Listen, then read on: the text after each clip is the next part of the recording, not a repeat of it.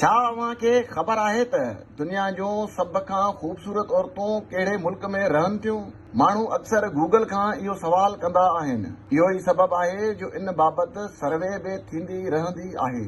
इन हवाले सां यूरोपी तंज़ीम हिकु सर्वे कई आहे, जंहिं मूजिबि औरतुनि जे रंगत, अखियुनि जी ख़ूबसूरती समेत ॿियनि शयुनि जो जाइज़ो वरितो वियो आहे।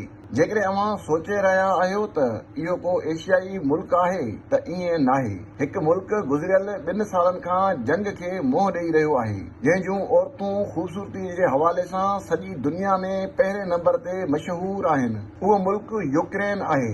यूक्रेन जूं औरतूं सॼी दुनिया में पुरकशिश सम्झियूं वेंदियूं आहिनि। यूक्रेन खां सवाइ तुर्कीअ जी औरतुनि खे यूक्रेन सां वास्तो रखंदड़ औरतुनि जियां ख़ूबसूरत सम्झियो वेंदो आहे। यूक्रेन ऐं तुर्कीअ खां सवाइ स्वीडन जूं औरतूं बि ख़ूबसूरत सम्झियूं वेंदियूं आहिनि। इन खां सवाइ पोलैंड, नॉर्वे, बेलारूस ऐं रूस जी औरतुनि खे बि पंहिंजी धार सुञाणप रखण ते ख़ूबसूरत सम्झियो वञे थो।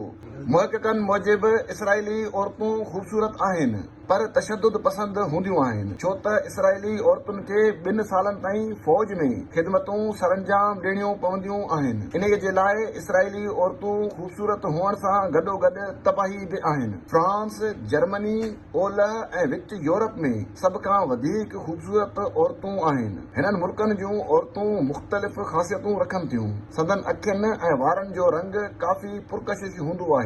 इहा सर्वे हिकु यूरोपी मुल्क कई आहे, तंहिंजे करे हिन सर्वे में यूरोपी मुल्कनि खे वधीक शामिल कयो वियो आहे। हूअं ख़ूबसूरत औरतुनि जी लिस्ट में ब्राज़ीलियन, अमरीकी औरतुनि जा नाला बि अचनि था, जॾहिं त कोरियाई औरतूं बि ख़ूबसूरती में कंहिंखां घटि नाहिनि। एशियाई मुल्कनि जी ॻाल्हि कजे त पाकिस्तान जूं औरतूं ख़ूबसूरतीअ सां गॾोगॾु पंहिंजे शानदार ख़ासियतुनि जे करे बि ख़ूबसूरत सम्झियूं वेंदियूं आहिनि। संदन वारनि ऐं अखियुनि जो रंग ख़ूबसूरती में दिलियूं खटींदो आहे।